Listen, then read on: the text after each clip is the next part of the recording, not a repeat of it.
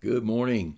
Good to be together for a few minutes today. And I'm going to be in Exodus chapter 20 just for a moment or two and some other verses as well.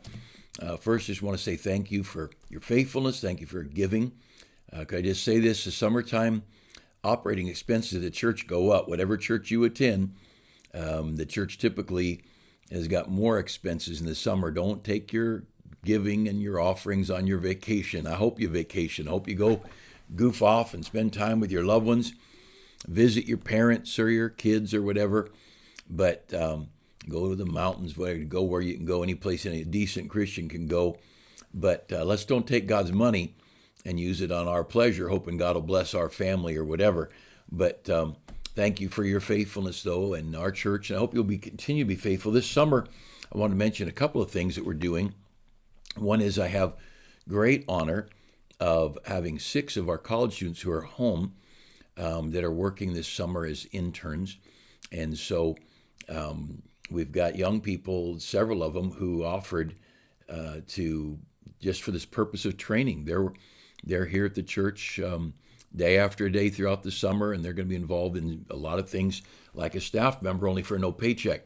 And they're just doing it for the training purposes. And of course, wouldn't it be good if our church could help out a little bit, put some scholarship money into their school tuition or whatever. But I hope you'll at least consider the care of our young people and be a blessing to them. We're planning a end of summer trip to Belize with some of our church family, adults and young people alike. And some of our summer college interns, our Bible college interns, are going to be going to Belize as well.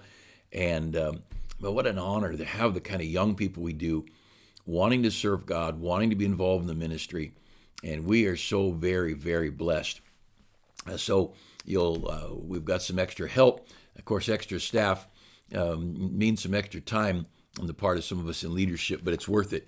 And then during the summer, we're having some Bible classes, college level Bible classes, and June, July, and August for 13 weeks.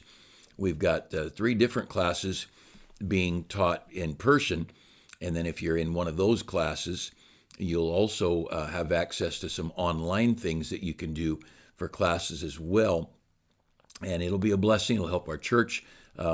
If you're planning on going to the ministry, you just want to be a more educated church member, you want to know what you believe a little bit more clearly and thoroughly, and this, for the summer, there's no cost involved. Where the teachers are doing it just to be a blessing. Three of us are going to be teaching, and we just want to be a help and encouragement. One class, the Pauline Epistles, part 1 of it, won't cover all of it, just part 1. And then I'm doing a class called the Chronological Old Testament. A lot of visuals and a lot of things to help. Where does Nehemiah fit into the story of this Old Testament?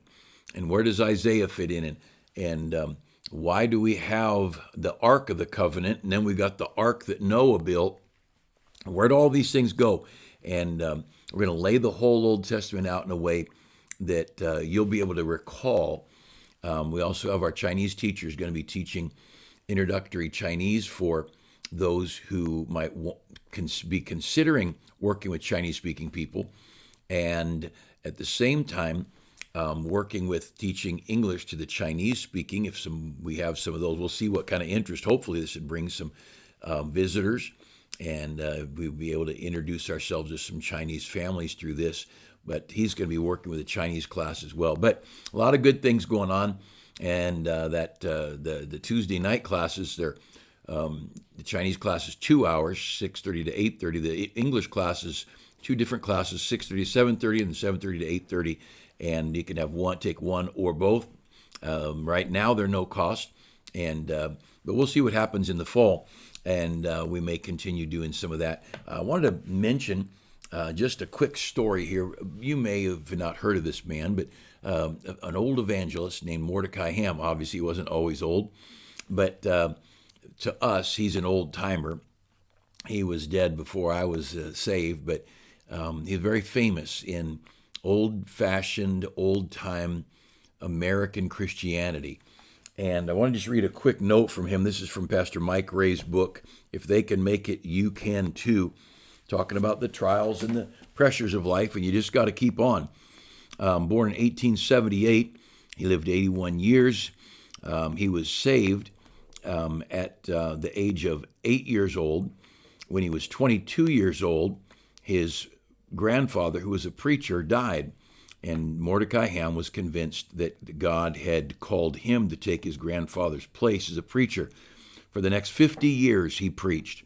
He held crusades, and he was really, really strong, preaching, fighting the liquor war, the world of liquor, evolution creeping into our schools and into our country. And he was a fighter. He was out to stop it. And the sad thing in America today is how many Christians, how many preachers aren't trying to stop anything, not trying to change anything. Our churches today are focused so much on trying to help people feel good about themselves, help people handle their stress and handle their troubles. And it's like pulpits have become a counseling center. And there's no Bible preaching like that. You look in the Bible, follow the sermons through the Bible. And that's not what the pulpit is for, but it is in so much of America. Well, Mordecai Ham, he stirred up all kinds of trouble. Once he was threatened and assaulted in a motel lobby. He was carried out of town on a railroad track to be tarred and feathered.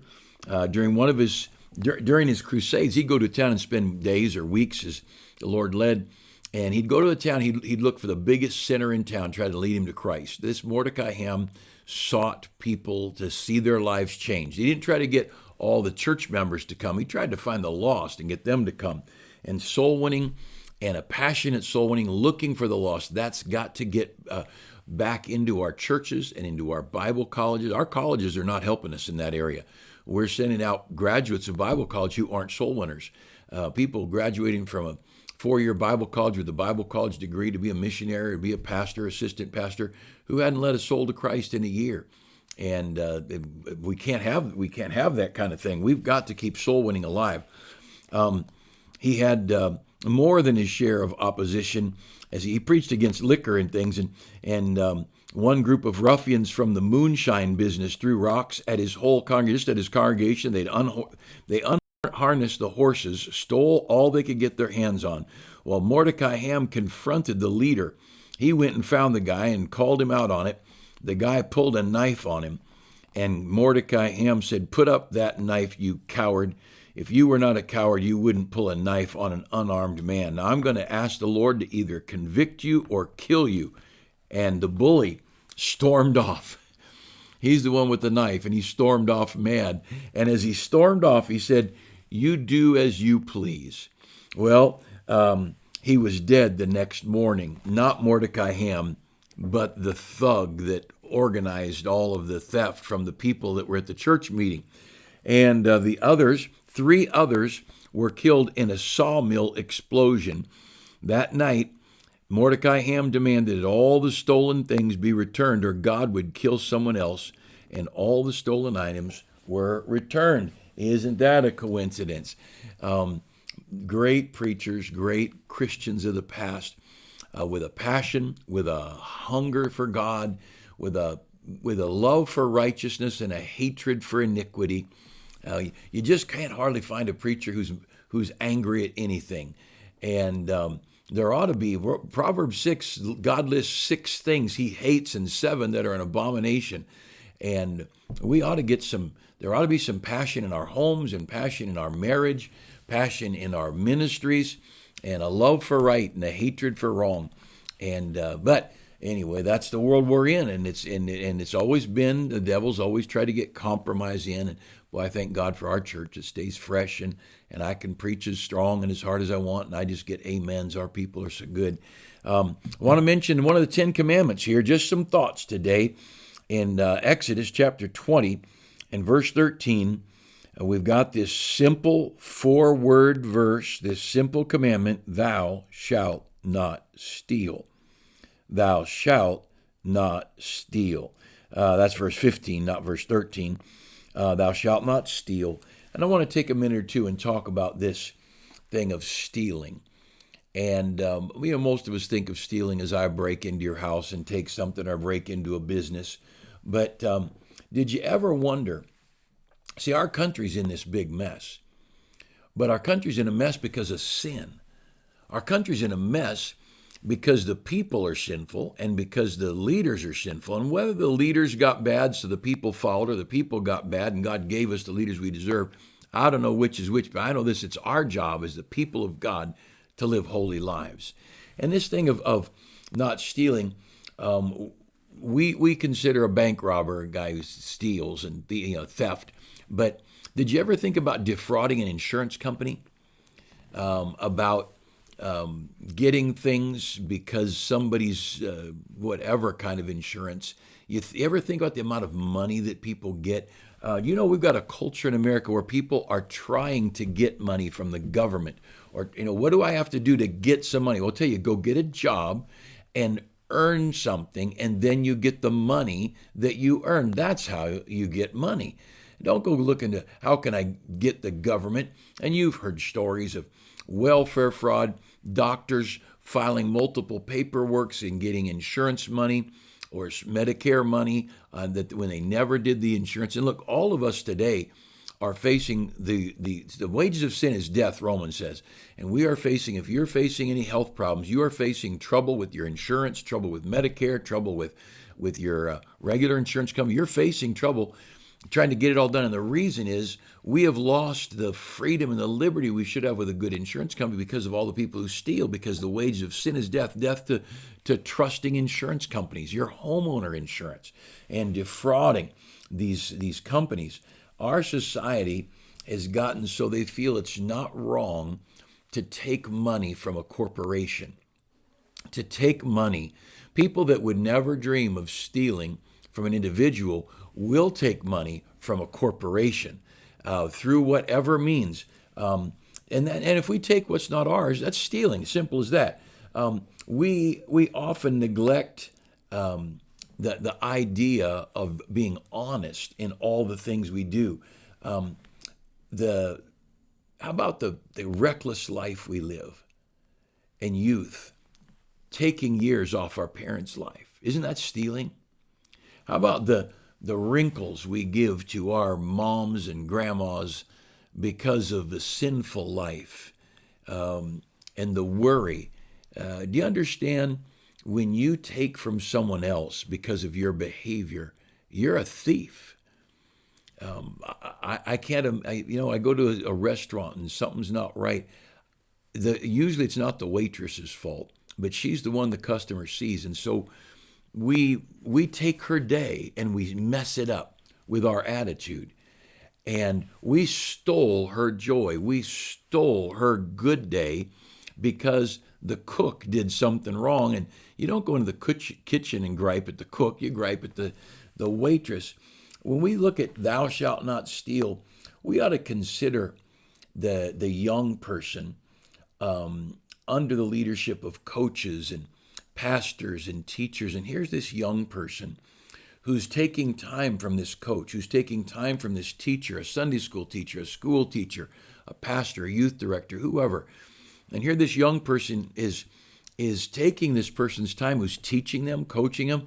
And if that young person does not respond and work hard at it, they're stealing that time. The person's not putting their time in because they got nothing to do. They're putting their time in, many times volunteers we're talking about, but even teachers and all. They're investing their life in this person who's not paying any attention. It would be worth taking time to teach your children to not be a thief. Teach your children, you go to work for a person, you show up before the time to start. If you start getting paid at 8 o'clock, then you should start working at 8 o'clock. Don't be punching the time clock at 8 o'clock. They don't pay you to punch a time clock. They pay you to sweep the floors or build the house or whatever it might be.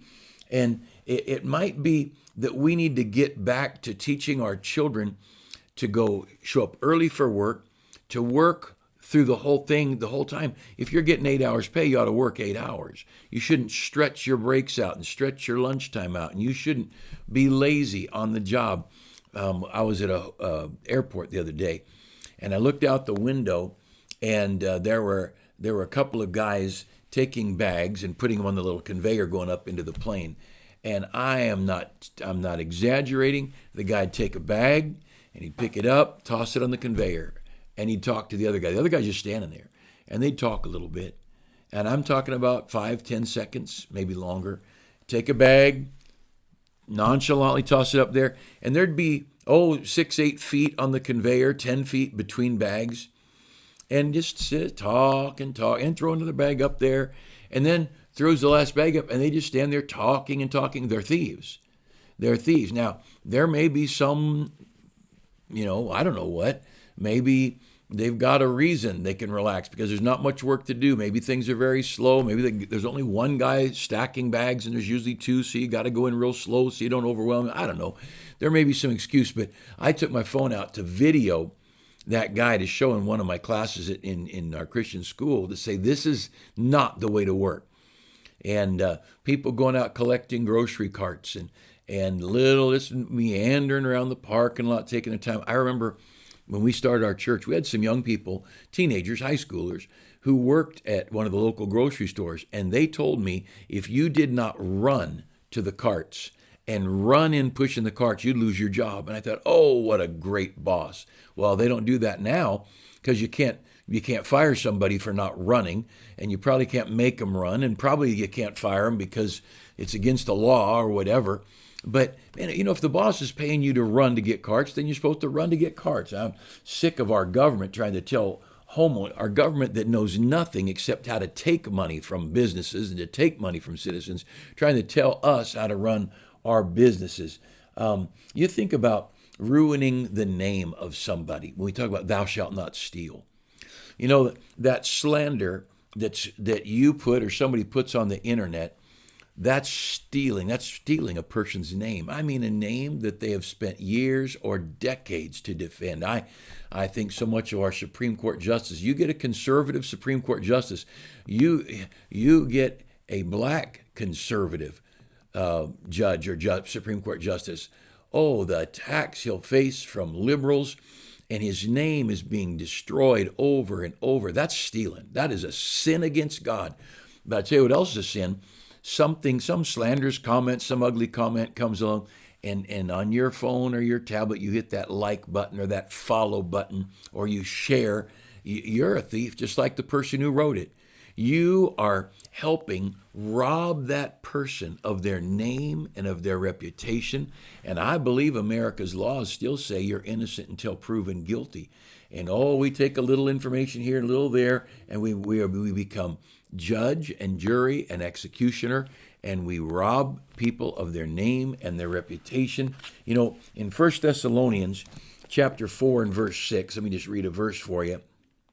1 Thessalonians chapter 4, and down at verse 6, it says that no man go beyond and defraud his brother in any matter, because that the Lord is the avenger of all such, as we also have forewarned you and testified. Paul said, I've warned you, you don't defraud your brother. And he makes it very clear, don't defraud your brother in any matter, because God is the avenger of those. Now, that thing defrauding, that is to take something under a fraudulent or a false pretense, to take something that's not yours. You want to follow the word fraud. It's used in a relationship, the relationship between the husband and the wives, and their personal relationship. They're not to defraud one another. That's stealing. To take that which belongs to another, whether it be their money or their reputation. We've got a government that just lives on this thing of fraud. Our government, they're so busy at taking people's names and taking their reputations. And you think of these people, whether it be January 6th, or you go back as far as you want, the government is a corrupt thing. And unless Thomas Jefferson said, bind the government down with the chains of the Constitution. And of course, we have government that are fighting to get rid of that Constitution because it is the only thing keeping evil from running rampant. But, if you read through your Old Testament, you find God kills thousands of people over adultery. And perhaps the reason is you're stealing something that's not yours. That person is not your spouse. You have no right to a relationship with that person, and you are taking that which belongs to another or which will belong to another. That person may be single, gonna get married. They belong to that person. They're gonna marry one day, not to you. And I don't care if it's consensual. It's still not right. Consensual sin is still sin, and God kills all kinds of people. This thing of fraudulent, taking things under false pretenses. In 1 Corinthians chapter 7, verse 5, that's where I mentioned earlier, defraud ye not one another, except it be with consent for a time of prayer and fasting.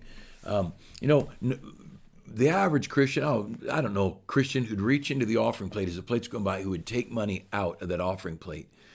But how about not putting in the money that God asks you to put in? Isn't that just the same? Now, it's up to us to give of our own volition. We give of our own accord. Let every man give from a willing heart. The Bible talks about not by constraint, not of necessity, for the Lord loveth a cheerful giver. But God speaks to your heart about giving, and you don't. In that sort of defrauding, in that theft, thou shalt not steal. How about this? You make a commitment to help. The other day, we had some of our missionaries, and I just said, hey, to the congregation as a whole, I said, could we just cover that need for them? They needed $3,000 for something. They're putting windows in their house, and the house they'd built. They've been on the mission field 14 years, and finally getting a house, and living in the bottom while they're building the top. And our church, oh yeah, I got the universal consent. Well, then we need to do that, or we're stealing. We got that preacher's hopes up and the preacher's wife's hopes up, and we made that commitment. We better do that. We better do that before anybody gets paid on our church staff. But if you made a commitment to a missionary, you made a commitment. I think stealing, you tell your kids, I'm going to take you here and do this. Well, you made a promise. Now, it's not just lying. You're taking some hope that was in them. And boy, it happens. I know it happens to all of us. But if you say you're going to be home at a certain time, you ought to be home at a certain time, because you're draining out the hope that's in that person and robbing them. I never wanted to hurt people, and I'm not perfect at it. But I labor to not hurt my wife or my children or my parents. Even as a young person, I didn't want to do anything that would hurt my parents. I've had people who've loved me and invested in me, my two pastors that invested so much in me. I would never want to do anything. They're both in heaven now, but still, I wouldn't want to do anything that would hurt them. I wouldn't want to steal their joy, steal their, look, pastors, I understand you put energy and love and money and time and investment into somebody and have them all throw it to the wind. That hurts. See, they're taking something. We have given and given so that they would become or do or whatever, and you can't control it. But that little command, thou shalt not steal. How about this? You walk into church late, and you get the attention of somebody, of people when you go sit down. You're stealing that few brief minutes the singer or the guy in the pulpit has. That's why in our church, I've never had anybody mad at me, I don't think, but people get up and they're distractions in the service. They'll have a baby and we had somebody stand up with a baby, getting a baby out of a stroller in the middle of a church service.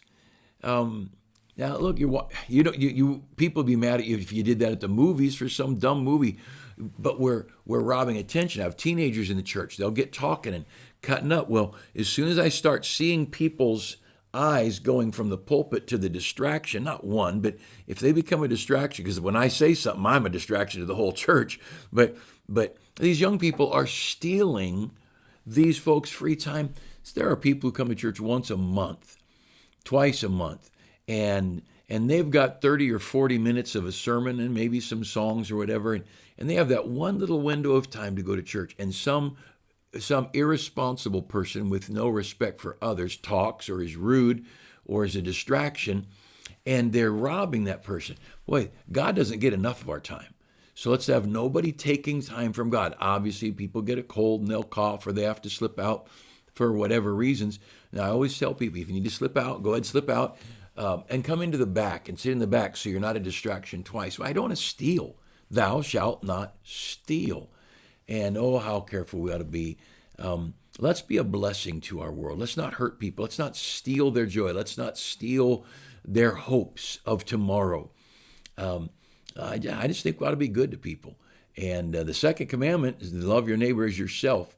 And I think that's probably a pretty good thing to work at. Hey, hope you have a great day. Let's be faithful to God. Don't forget our Wednesday Bible studies on why I'm a Baptist or why aren't you a Baptist. And we're getting facts and history and Bible and good handouts. And I hope you'll join us every Wednesday, 3:30 in the afternoon, if it's easier for you to get out in the afternoon, and then 7 o'clock in the evening. God bless you. Have a great week.